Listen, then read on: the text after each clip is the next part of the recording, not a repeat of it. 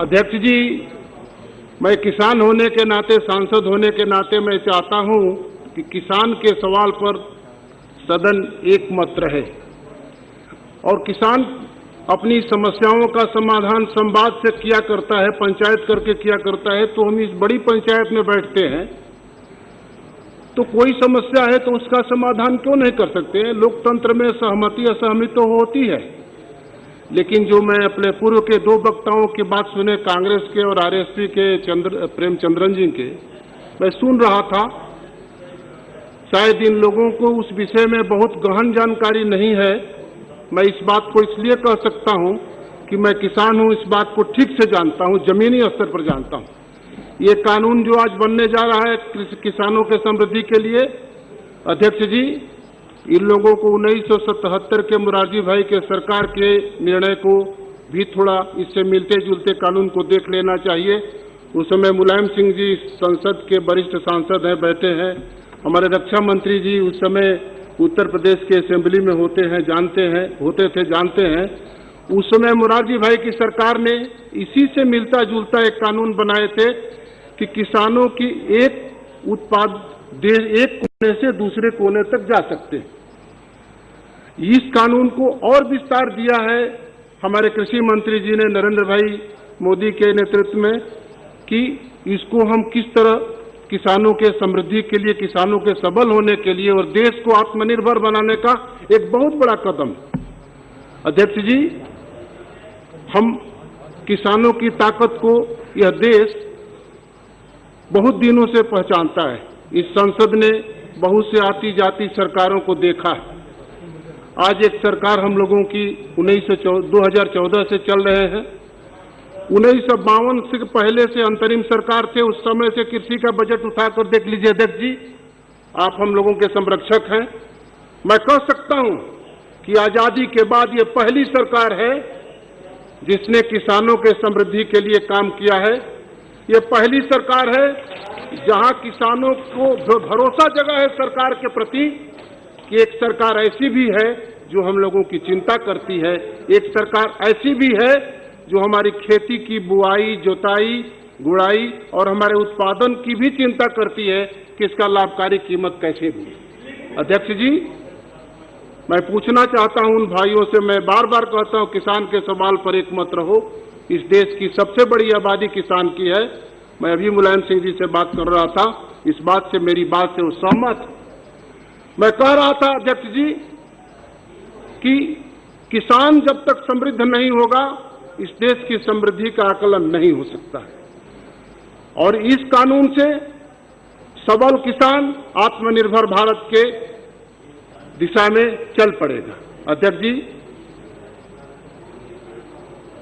ये पहली सरकार हम लोगों की है जिसने, पिछली सरकार 2014 की चल रही थी, उस समय किसानों के समृद्धि को बढ़ाने के लिए प्रधानमंत्री किसान समृद्धि योजना को शुरू किया, 6000 सालाना रुपया किसान देने को। मैं किसान हूं, इस बात को जान सकता हूं कि आषाढ़ में खरीफ की खेती होती है, कार्तिक में रबी की खेती होती है।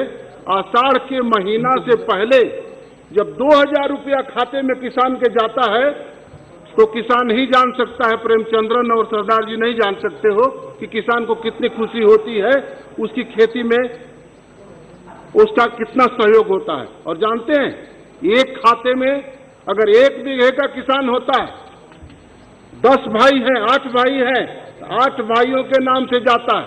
अपने देश में अभी भी परिवार कई कारणों से बाजार के असर में टूट रहे हैं, लेकिन संयुक्त परिवार की संख्या अभी भी ज्यादा है।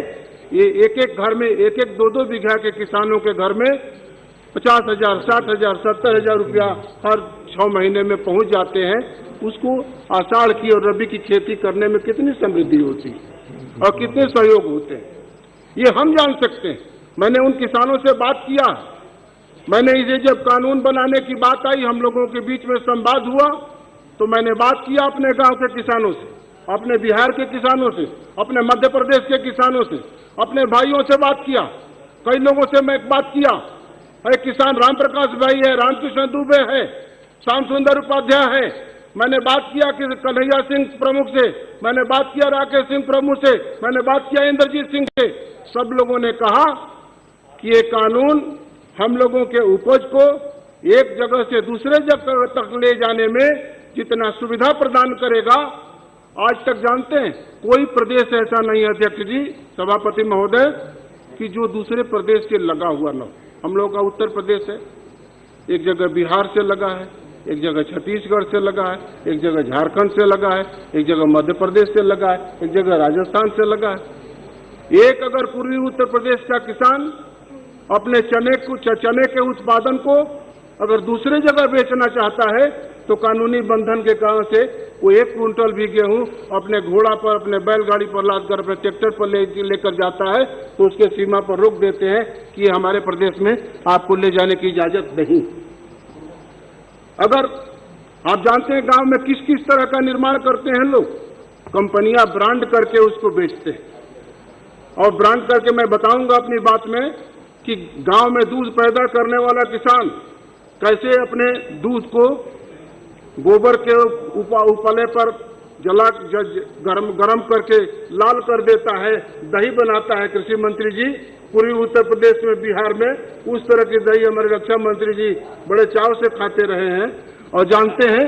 हम कहते हैं, मुलायम सिंह जी भी जानते हैं, उस दही का हम मार्केटिंग क्यों नहीं कर सकते? उस दही को क्यों विदेशी कंपनियों के हम हवाले कर देंगे? और यही सपना देखा था ग्राम स्वराज का बापू मोहनदास करमचंद गांधी ने कि जब तक देश की आजादी किसानों के अंधेरे गांव में रोशनी उसकी नहीं जाएगी, तब तक इस देश का ग्राम स्वराज केवल आजाद होने के बाद देश आजाद नहीं होने पाएगा।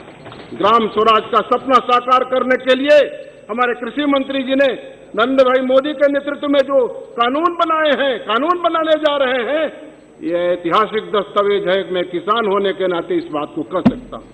यही सपना देखा था पंडित दीनदयाल उपाध्याय ने, जो हम लोगों के प्रेरक हैं, विचारों के प्रेरक। उन्होंने कहा था कि हिंदुस्तान की समृद्धि तो गांव और खेत और खलिहान के रास्ते से निकलती है, तब हिंदुस्तान समृद्ध दिखता है। इस साल शताब्दी समारोह हम लोग समापन करके आ रहे हैं। राष्ट्रीय ऋषि दत्तोपंत ठेंगड़ी के महान चिंतक, जो उस राज्यसभा के 12 साल तक प्रतिनिधित्व किए थे, उन्होंने कहा था कि आत्मनिर्भर भारत बनाने के लिए सबल किसानों को सबल बनाना चाहिए। अध्यक्ष जी, सभापति महोदय, व्यवसाय बड़ा बेरहम होता है। व्यवसाय और बाजार केवल लाभ खोजता है, लेकिन शासन के तरफ से बाजार का असर न होते हुए किसानों के समृद्धि के लिए जो कानून बनाने जा रहा है, किसानों के सबलता के लिए जो कानून बनने जा रहा है सभापति महोदय, वो बाजार के बेरहमी को दूर करने वाला कानून बनने जा रहा है। बाजार की बेरहमी उस पर असर नहीं डालेंगे। बाजार तो केवल सोचता है कि हमको कैसे लाभ मिलेगा, क्रेता तो केवल सोचता है कि हमको कैसे सस्ते में मिलेंगे। आप बताइए, कह रहे थे कि किसान को गुलाम बनाएंगे। ये हमारे अधीर रंजन जी भी कल ही से चिल्ला रहे हैं, किसान गुलाम बन जाएंगे। किसान कभी गुलाम होता है भारत का? शासन गुलाम हो जाता है, सत्ता गुलाम हो जाती है।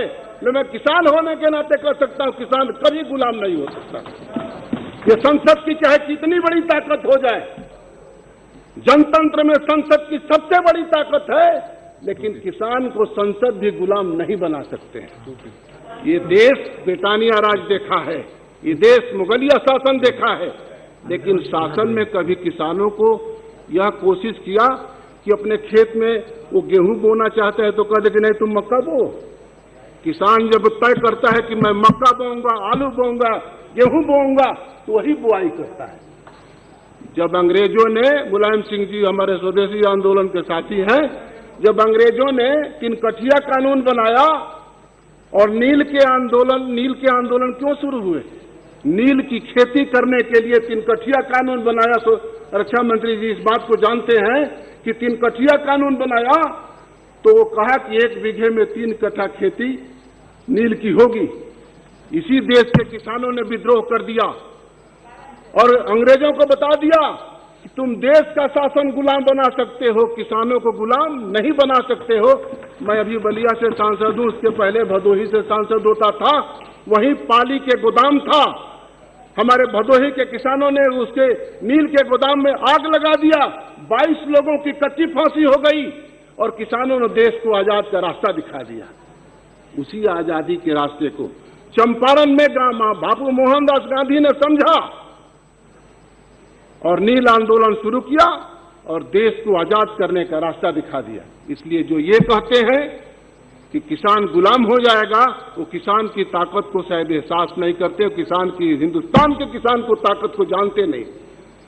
हिंदुस्तान का किसान अमेरिका का किसान नहीं है।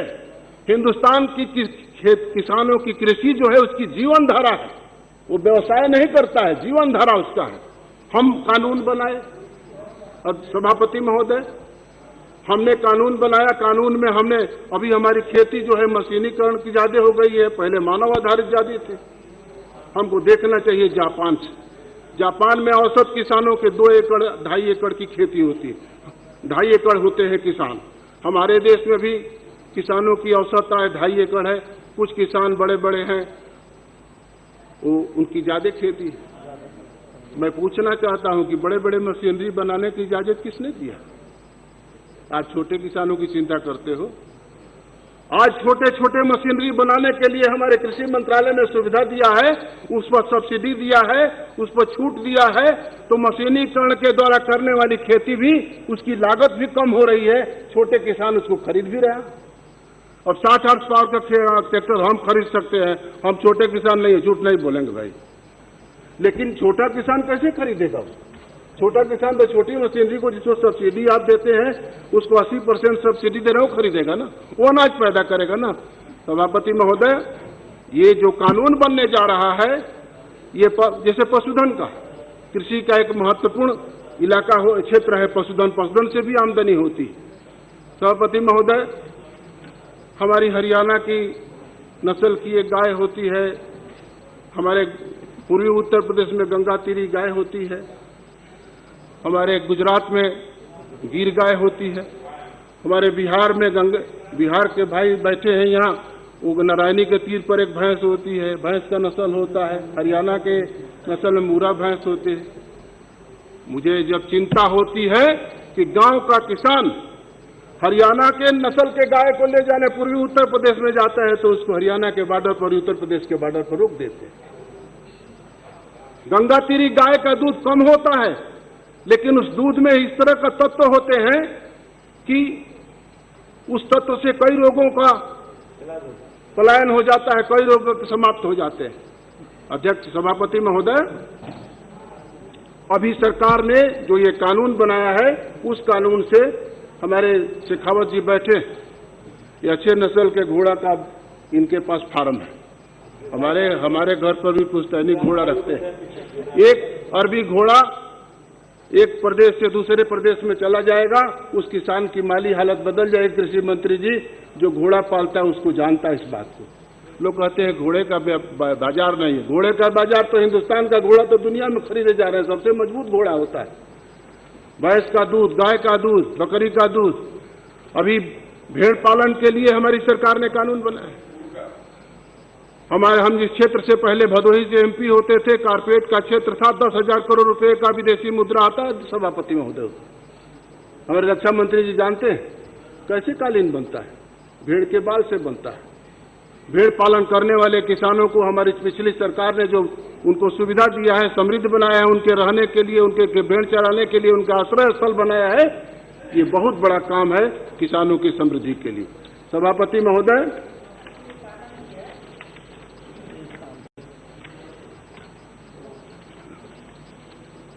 कहते हैं विदेशी कंपनियों का ही आधिपत्य हो जाएगा।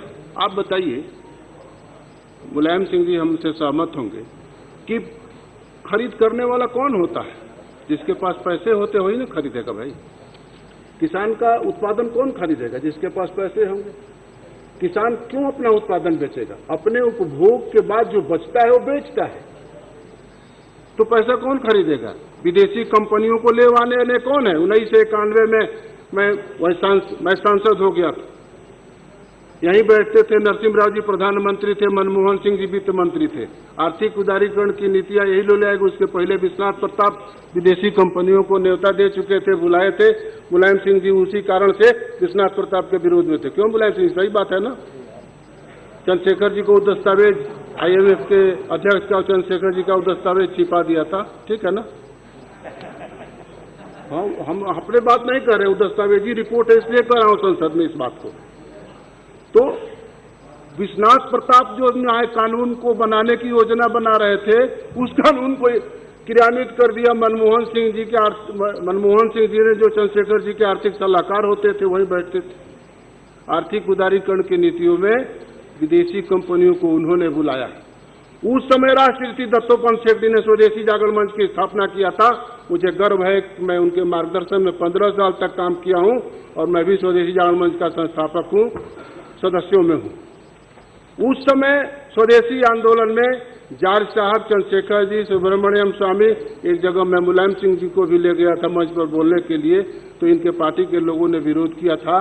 तो इन्होंने कहा था कि नहीं, हम स्वदेशी के साथ। सही बात है ना मुलायम सिंह जी? हाँ भाई, सही बात है।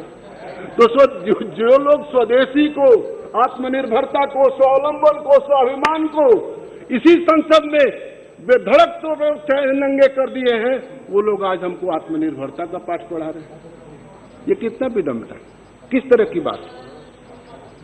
हम लोग वो लोग हैं जो इस देश की जनता का भरोसा जीतते हैं। ये बिल जो आज कानून बनने जा रहा है, ये हमारे घोषणा पत्र में था। क्यों कृषि मंत्री जी, रक्षा में, ये हमारे घोषणा पत्र में था। ये लोग भी घोषणा पत्र में दिए थे कि ऐसा है घोषणा पत्र में। घोषणा पत्र पहले ऐसा दस्तावेज होता था कि घोषणा पत्र चुनाव के पहले जो जारी करते थे उस पर भरोसा देश की जनता का होना चाहिए, लेकिन घोषणा पत्र पर भरोसे का संकट किसी ने पैदा किया अधीर बाबू, तो आप लोगों ने किया। घोषणा पत्र पर भरोसा होना चाहिए देश की जनता को, हम लोगों ने ये कायम किया। 370 तोड़ा, 370 को खत्म किया, ये घोषणा पत्र में दिया था। हमने अयोध्या का राम मंदिर बनाएंगे, बैठिए पहले एक बात सुनिए, हम कानून से राम मंदिर बना रहे हैं। हमने घोषणा किया था घोषणा पत्र में कि किसानों को समृद्धि के लिए, किसानों की सबलता के लिए काम करेंगे। हमने घोषणा पत्र में ये दिया था और इस घोषणा पत्र के जनादेश हमें मिले हैं, इसलिए हम इस कानून को बना रहे हैं। जनादेश का आदर करने सीखिए अधीर बाबू। जनादेश का आदर नहीं करेंगे तो आप गुस्सा करते हैं। आप गुस्सा करके जब हम लोगों का विरोध करते हैं तो हम देहाती आदमी हैं, हमको लगता है कोई जंगाहीन में रू झगड़ा कर रही है, ऐसा गुस्सा करते हैं तो हमको यही लगता है। हम लोग देहाती आदमी हैं, देहात से आते हैं, इसलिए उन चीजों को जानते हैं। सभापति महोदय, एक बहुत महत्वपूर्ण बातें मैं आपसे कह सकता हूं। हमारे जल संरक्षण के, ये लॉकडाउन में, कोविड के समय में जो भारत सरकार ने काम किया है वो आज तक के इतिहास का उल्लेखनीय काम है। भारत सरकार ने काम किया है प्रधानमंत्री फसल बीमा योजना।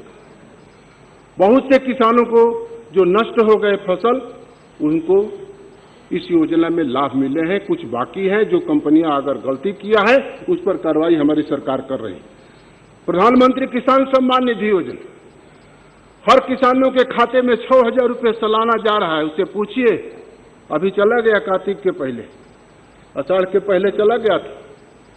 जब कोविड के कठिनाई में किसान था, रबी की खेती उसी समय शुरू हो रही थी, हमारी खेती खुद ही कटाई से रुकी हुई थी। तो मैंने गृह मंत्री जी से निवेदन किया कि गृह मंत्री जी, एक कटाई का मशीन अगर पंजाब से, हरियाणा से, राजस्थान से जाता है, पूर्वी उत्तर प्रदेश में, बिहार में नहीं जाएगा तो खेती कठिनाई में पड़ जाएगी। मैंने मुख्यमंत्री महाराज योगी आदित्यनाथ से निवेदन किया। हमको बहुत ही खुशी हुई कि 2 घंटे में गृह मंत्री जी भाई अमित भाई शाह ने और मुख्यमंत्री और पूरे देश में इस तरह का आदेश करके, कहीं का मशीन कहीं जाएंगे, कहीं भी रबी के कटाई में, रबी की खेती में कोई किसानों की कठिनाई नहीं। अगर यही कानून आपका काम करता होता तो रबी की खेती चली गई होती ना। और सारा उत्पादन बंद हो गया है कोरोना में। कागज का कारखाना, ये कपड़ा का कारखाना, लोहा का कारखाना, सीमेंट का कारखाना, लेकिन कृषि बंद हुआ का? कृषि का उत्पादन बढ़ गया, किसानों का काम नहीं बंद हुआ। इसलिए ग्रामीण अर्थव्यवस्था और कृषि अर्थव्यवस्था को सुदृढ़ करने के लिए जो एक कानून बना है, इसी ग्राम स्वराज का सपना साकार करने के लिए देश की आजादी की लड़ाई के समय बापू ने हमें याद दिलाया था, गांधी जी ने। इसी को स्वदेशी स्वावलंबन और स्वाभिमान का जीवन जीने के लिए दत्तोपंत जी हम लोगों को मार्गदर्शन किया करते थे। और इसी पे सबल भारत, आत्मनिर्भर भारत बनाने का जो संकल्प किया है प्रधानमंत्री जी और उनके नेतृत्व में चलने वाली सरकार ने, वही पंडित दीनदयाल जी उपाध्याय ने सपना देखा था। उन्हीं के सपनों का भारत निर्माण भविष्य में होने जा रहा है। इसलिए सभापति महोदय, इस देश का किसान समृद्ध नहीं होगा, ये देश समृद्ध नहीं हो सकता है। सभापति महोदय, आप कहते हैं कि राज्य सरकारों को संघीय व्यवस्था पर आप अतिक्रमण कर रहे हैं। हम संघीय व्यवस्था पर अतिक्रमण नहीं कर सकते हैं, लेकिन राज्य सरकारों को भी तो अपनी संवैधानिक व्यवस्था को जाननी चाहिए।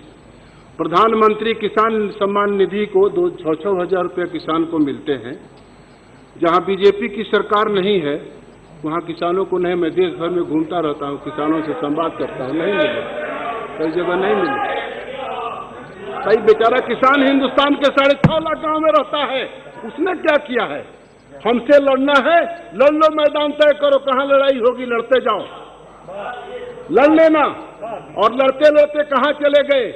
हमको कहते रह गए ये सांप्रदायिक लोग हैं, हमको कहते रह गए ये किसान विरोधी लोग हैं। ये लोग मजदूर किसान विरोधी होते तो 6 हजार रुपये सालाना कहां से देते? मजदूर विरोधी होते तो इस तरह के ये फसल ऋण पुनर्मुठा किसान रथ मोबाइल कहां से चाहते? किसान रेल कैसे चलता? हमारे कृषि मंत्री जी ने रेल मंत्रालय से अनुबंध करके किसान रेल शुरू किया। उस पर महाराष्ट्र के जो किसान उत्पादन करेंगे बिहार तक जा रहे हैं, हिमाचल प्रदेश कैसे वो बिहार तक, उत्तर प्रदेश तक जा रहा है।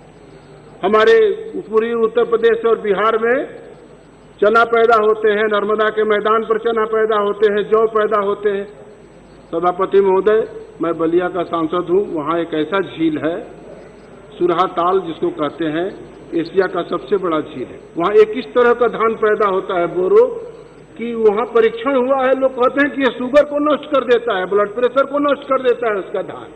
अब बताइए, जब उसकी ब्रांडिंग होगी, रामदेव ने अपने स्वदेशी वस्तुओं का ब्रांड करके ही ना इस दुनिया में आज चर्चा के विषय, बहस के विषय बने हैं।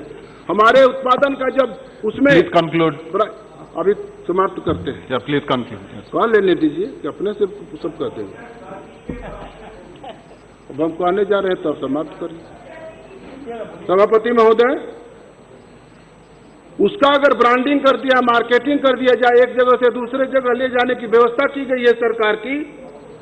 किसान रेल बनाए हैं, किसान रेल से एक जगह से दूसरे जगह तक जाएंगे तो किसानों की आमदनी बढ़ेगी और किसानों की आर्थिक समृद्धि, सामाजिक समृद्धि, राजनीतिक समृद्धि और सांस्कृतिक समृद्धि, यही देश को समृद्धि के मुकाम तक पहुंचाएगी और यही आत्मनिर्भर भारत बनने का आधार बनेगा।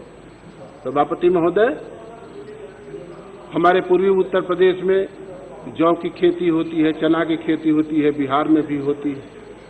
मुजफ्फरपुर की लीची जब महाराष्ट्र में जाएंगे तो बिकेंगे ना, नागपुर का संतरा जब हमारे यहाँ के जाएंगे तो बिकेंगे ना, किसान रेल से जाएंगे। ये हिमाचल का सेब वहाँ सस्ता बिकते हैं, हमारे यहाँ जाएंगे तो सस्ता। इलाहाबादी अमरूद बिकेंगे ना। हमारे भदोही में एक पेड़ा बनता है, वहाँ बॉम्बे ले जाते हैं लोग। भदोही में पेड़ा बनता है, टेढ़वा का पेड़ा, रक्षा मंत्री जी जानते हैं, हम लोग उनको देते थे कभी। टेढ़वा का पेड़ा जाएगा बम्बई में, आपको दे देंगे। 1 मिनट में अपनी बात समाप्त करता हूँ। Thank you. तो ये सारी चीजें, पूर्वी उत्तर प्रदेश का सत्तू, बिहार का सत्तू महाराष्ट्र में जाएगा, मध्य प्रदेश में जाएगा, बंगाल में सातू लोग खाते हैं। लोग पहले सातूपुर को हम लोगों को सातूपुर कहते थे, पहले कहते थे ना कल्याण जी। हम लोगों की पूरी उत्तर प्रदेश को श्री के सुंदरम। अब मत ऐसा कहिएगा सातु। अब thank you, concluded. Thank you. जय सभापति महोदय, थैंक यू सर। आत्मनिर्भर भारत बनाने के लिए, स्वावलंबी भारत बनाने के लिए, स्वाभिमानी भारत बनाने के लिए, किसानों के समृद्धि और सबलता के लिए ये जो कानून बन रहा है, ये संसद जो ऐतिहासिक दस्तावेज पर आज मुहर लगाने जा रही है, ये भारत का इतिहास, भविष्य का इतिहास नरेंद्र भाई मोदी के नेतृत्व में चलने वाली सरकार को, कृषि मंत्री को और सभी मंत्रिमंडल के सदस्यों को याद रखेगी। मैं यही कहते हुए अपनी बात पूरा करता हूं। इस तरह की खबरें देखने के लिए आप हमारे चैनल को लाइक करके सब्सक्राइब कीजिए और नोटिफिकेशन बेल ऑन कीजिए। धन्यवाद।